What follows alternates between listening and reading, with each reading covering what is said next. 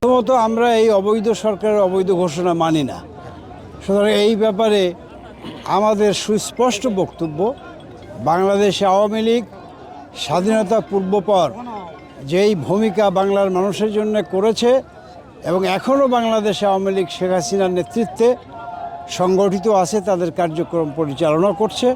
সুতরাং কে কি ঘোষণা দিল না দিল এই বিষয়টিকে আমরা একেবারেই বিবেচ্যের মধ্যে না নিয়ে বাংলাদেশ আওয়ামী লীগ তার যেই অতীত ঐতিহ্য এবং ঐতিহাসিক দায়িত্ব বাঙালি জাতির জন্য পালন করেছে, একইভাবে এখনও বাংলাদেশ আওয়ামী লীগ সেই ভূমিকাই পালন করবে।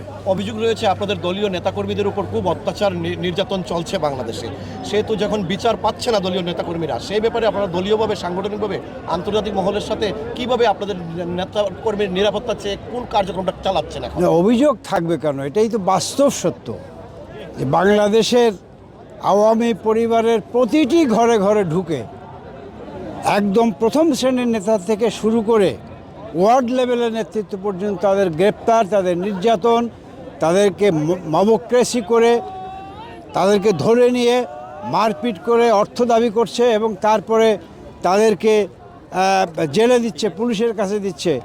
এবং এই আওয়ামী লীগের নেতা কর্মীদেরকে তারা কি এক্সট্রা কনস্টিটিউশনাল, এক্সট্রা জুডিশিয়াল কিলিংয়ে পর্যন্ত হয়েছে প্রায় ১৫০০-এরও বেশি। সুতরাং আজকে আমরা বিশ্ববাসীর কাছে, গণতান্ত্রিক পৃথিবীর কাছে আবেদন জানাতে চাই যে আজকে এই গণতান্ত্রিক বিশ্ব নিশ্চয়ই অনাচার, অত্যাচার, নির্যাতন, জুলুম এবং বেআইনিভাবে একটা ৭৫ বছর বয়সী দলকে নির্যাতন করবার বিরুদ্ধে তারাও প্রতিবাদমুখর হবে এবং তারাও তাদের নৈতিক সমর্থন আমাদেরকে জানাবে।